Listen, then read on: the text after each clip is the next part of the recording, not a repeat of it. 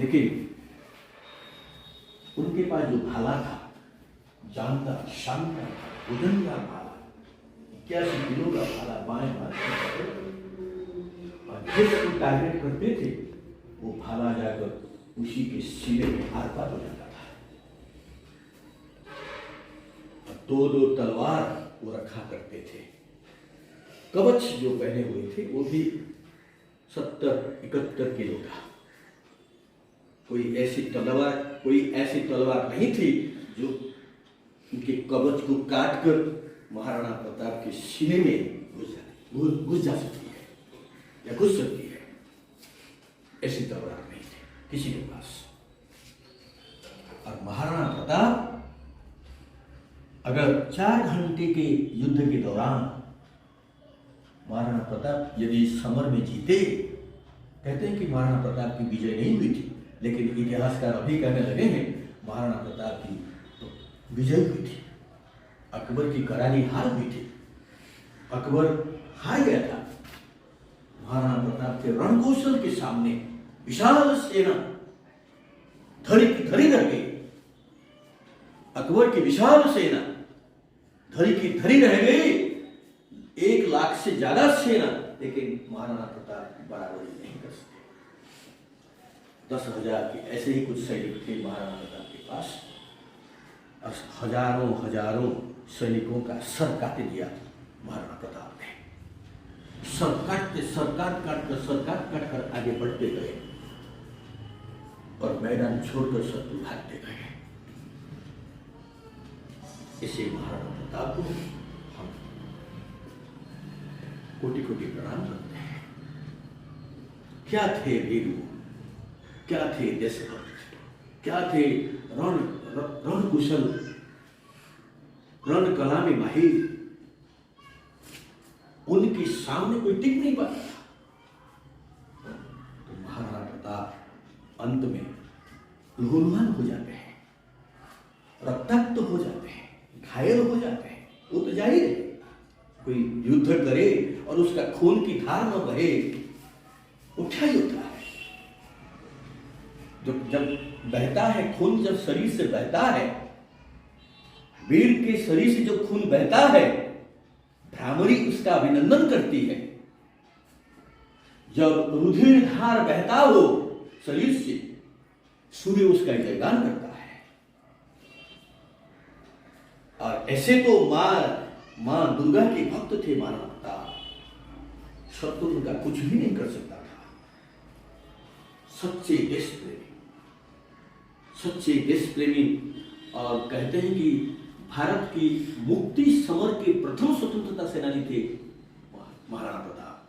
1576 में उन्होंने मुक्ति का, आजादी का बिगुल बजा दिया था। 1947 को भारत स्वाधीन हुआ, सही बात है। 1857 को प्रथम स्वाधीनता समर हुआ था, ये बात सही है। लेकिन उससे पहले 400 साल पहले इन्होंने अकबर को बता दिया था, कह दिया था कि भारतवर्ष है, इसको हराना इतना आसान नहीं। अरे एक महाराणा मर जाए रणभूमि के प्रांगण में, रणभूमि की धरती पर हजारों महाराणा प्रताप जन्म लेंगे। ये मेरा वादा है, मेरी प्रतिज्ञा है, ये मेरा प्रण है। अतएव मैं संक्षिप्त में कहना चाहूंगा, युद्ध तो समाप्ति होने को युद्ध समाप्ति की ओर जा रहा था, लेकिन इनका शरीर रक्ताक्त खून की धार से लथपथ।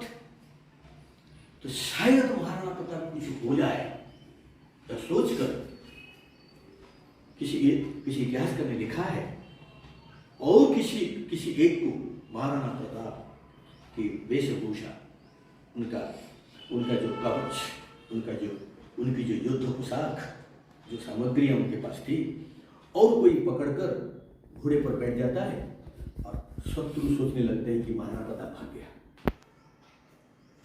महाराणा प्रताप का पीछा करते हुए मुगल सेना जाके पहुंच गए, लेकिन तब महाराणा प्रताप नहीं गए थे। महाराणा प्रताप फिर बाद में जाते हैं, तब शत्रु उनके पास कोई होता नहीं है। और चेतक, जब जब महाराणा प्रताप की बात की जाती है, महाराणा प्रताप की शूरता, महाराणा प्रताप का रणकौशल, महाराणा प्रताप की देशभक्ति, महाराणा प्रताप का असामान्य व्यक्तित्व, महाराणा प्रताप का जो 7.5 फीट का जो उनकी जो उच्चता, जो लंबाई, शरीर की लंबाई की बात होती है, ये सब ठीक है। लेकिन अगर चेतक का नाम न लिया जाए, महाराणा प्रताप की वीरता और चेतक का नाम, ये दोनों का यदि नाम न लिया जाए तो महाराणा प्रताप के साथ बहुत बड़ी नाइंसाफी होगी। महाराणा प्रताप की बहुत बड़ी नाइंसाफी होगी, क्योंकि महाराणा प्रताप और चेतक, चेतक और महाराणा प्रताप एक सिक्के के दो पहलू हैं। एक के बिना दूसरे का अस्तित्व तो नहीं है। इसी चेतक ने महाराणा प्रताप को विजय से दिलाई। कई कई जंग जीते अकबर ने, महाराणा प्रताप, अकबर तो हारे ही, कई जंग जीते महाराणा प्रताप। और सबके लिए कहीं ना कहीं इनका जो चेतक अश्व इसके पीछे आता है। तो चेतक ना होते तो महाराणा प्रताप की विजय ना होती। और चेतक भी उसी रण में, उसी युद्ध में रक्ताक्त हो गया था, लेकिन उसी बहते रक्तधार के साथ वो बैठ गए जाकर चेतक के पीठ पर। चेतक चल, मुझे आज बचा ले, क्योंकि मुझे बहुत कुछ आगे करना है, भारत को शत्रुओं से मुक्त कराना है मुझे, चल ले चल मुझे। तो चेतक महाराणा प्रताप को पीठ पर बैठाकर ले जाता था।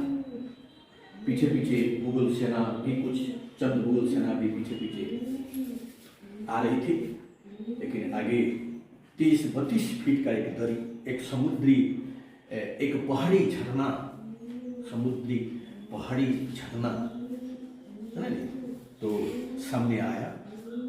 एक 30-32 फीट का वो दरिया होगा। इतिहासकार कहते हैं कि दरिया, एक झरना, झरना बहते हुए झरना की धार एक नदी की तरह चली जा रही थी।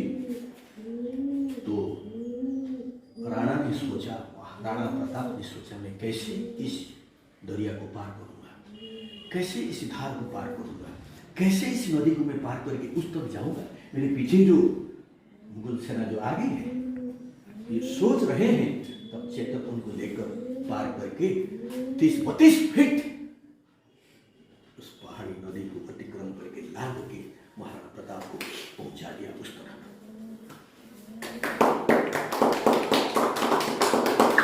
तो महाराणा प्रताप की जान तो बच गई, महाराणा प्रताप की जान तो बच गई, लेकिन इतनी सुदीर्घ नदी को लांघ कर जब पहुंचा जाके उस तरफ चेतक, तो चेतक घायल हो गया था। धीरे धीरे धीरे धीरे चेतक की शक्ति कमजोर हो गई। अंत में महाराणा प्रताप चेतक को बैठकर, वहीं पर बैठकर रोने लगते हैं, क्योंकि चेतक कुछ समय के बाद मर जाएगा, क्योंकि इनके शरीर से रक्त इतनी मात्रा में क्षय हो गया था, रक्त क्षय हो चुका था कि उनको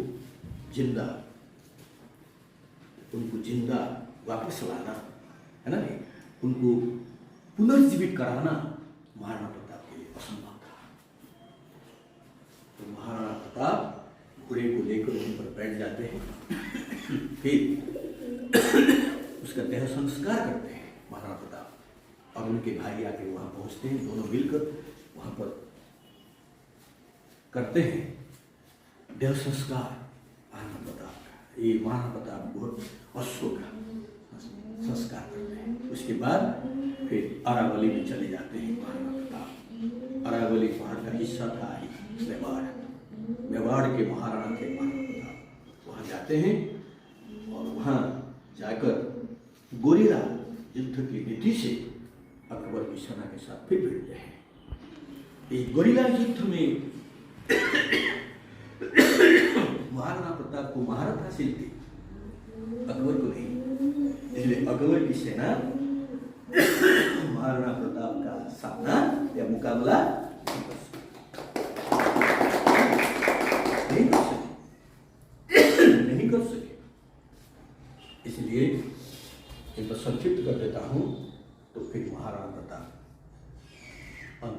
जीत जाते हैं। भामाशा एक बहुत बड़े देश प्रेमी महाराणा प्रताप के दोस्त बन गए। कितनी विपुल राशि धन दौलत की, हीरा चांदी सोना सब उंडेल देते हैं महाराणा प्रताप के पास। महाराणा तुम कभी सोचना नहीं कि तुम्हारे पास खाद्य सामग्री की कमी होगी, तुम्हारे पास जो जितने सैनिक हैं तुम्हारे लिए उनके लिए कुछ कमी होगी, नहीं होगी। मैं जितना दे दिया 25 साल तक 25,000 सैनिक खा सकते हैं। लोग कैसे चला भारत माता मुक्ति करा। तो जब महाराणा प्रताप की बात होती है तो भामाशाह की बात भी हो जाती है। वो भी महान देश प्रेमी थे। अगर वो इतनी रकम पैसे ये धन दौलत नहीं देते तो महाराणा प्रताप को पैसे कहाँ से मिलते? तो महाराणा प्रताप भामाशाह के पैसों से लेकर सैनिकों की परवरिश की, रक्षा की, खाना सब कुछ किया। लेकिन इसके बाद अकबर तो जीत नहीं पाए, चले गए। लेकिन 30 साल 30 इयर्स 30 साल तक महाराणा प्रताप ने जंग छेड़ रखी थी अकबर के खिलाफ। अकबर 30 साल तक महाराणा प्रताप को अपनी सेना में शामिल कराने के लिए भरसक कोशिश की, पर महाराणा प्रताप टस से बस नहीं, उनको कोई झुका नहीं पाया। महाराणा प्रताप कोई झुका नहीं सका। अकबर के सामने महाराणा प्रताप झुके नहीं। 30 सालों तक लंबा निरंतर संघर्ष करते रहे और अंत में देश के लिए बलिदान हुए। महाराणा प्रताप को देश ने खोया, लेकिन आज महाराणा प्रताप की जो शूरता, जो वीरता, आज विश्व भूला नहीं। विश्व हमेशा जब वीरता की बात होगी, वीरता से सुशोभित करने वाले महाराणा प्रताप की बात होगी, तब तक उनके रण कौशल की चर्चा होगी, उनकी शूरता की चर्चा होगी। शूरवीर तो सभी होते हैं, लेकिन महाराणा प्रताप का जो उनकी जो शूरता, उनकी शूरता के सामने सूरज भी लजाता था। उनकी शूरता के सामने सूरज भी लजाता था। भारत माता ने ऐसे संतान को जन्म दिया था जो जहां खड़े हो जाते थे वहां पर सूर्य भी फीके पड़ जाते थे। ये महाराणा प्रताप के कारण ही आज हमारा भारत जिंदा है। आज हमारा भारत क्योंकि अगर अकबर ने महाराणा प्रताप को ले लिया होता, कई दशक तो नहीं चले गए थे कि महाराणा प्रताप गए नहीं, ले लिया होता तो अकबर का मुगल साम्राज्य ही आज तक इस भारत में होता। इस्लामीकरण कर देता वो अकबर का जो परचम लहरा रहा था दिल्ली से लेकर पूरे भारतवर्ष में, उनकी विजय को रोका था महाराणा प्रताप ने। उनके विजय रथ को रोक दिया, आगे बढ़ने नहीं दिया। तो यही महाराणा प्रताप, उनके कारण ही भारत में मुगलों की जो एक विशाल मुगल की जो नींव पड़ने जा रही थी, उसको समाप्त कर दिया महाराणा प्रताप ने, आगे बढ़ने नहीं दिया। सब जगह जीत गया अकबर, सब जगहों पर जीत गया था, लेकिन मेवाड़ जीत नहीं पाए, क्योंकि मेवाड़ में जो थे महाराणा प्रताप, मेवाड़ी महाराणा, भारत के गौरव, भारत के इतिहास, भारत के विशाल तेज माने जो तेजस्वी, यशस्वी और शूरवीरों के प्रतीक महाराणा प्रताप, इनको भला कौन हरा सकता था? इनकी इच्छा शक्ति आगे लोगों ने कहा है, किसी ने कहा है कि बहता हुआ बहते हुए पानी का स्रोत और दृढ़ प्रतिज्ञ आदमी की विचारधारा को कोई झुका नहीं सकता। सही बात, ये बात सही है। तो इसलिए क्योंकि महाराणा प्रताप को कोई झुका नहीं पाया, क्योंकि दृढ़ प्रतिज्ञ साधक की बात थी, नहीं मुझे भारत को ऋण मुक्त कराना है, शत्रु मुक्त कराना है, चाहे जो भी मेरे रास्ते पर, मेरे विजय रथ की राह पर कोई भी अगर तूफान खड़ा हो जाए तो भी मुझे हिला नहीं सकता, तो भी मुझे झुका नहीं सकता, क्योंकि मैं भारत माता की संतान हूं, मैं भारतीय हूं। भारतीय कभी दूसरों के सामने झुकना जानते नहीं। अकबर, तुम मुझे गलत समझते हो, ये तुम्हारी गलत फहमी है। तुम मुझे कभी झुका नहीं सकते, कभी तुम मुझे पराजित नहीं कर सकते। और अंतिम समय में भी महाराणा प्रताप अभिजीत रहे, अकबर कुछ नहीं कर सका। तो ऐसी हुतात्मा को, देश के लिए जिन्होंने बलिदान दिया, आइए तुम सब प्रणाम करते हैं। जय भारत, जय हिंदुस्तान, जय महाराणा प्रताप।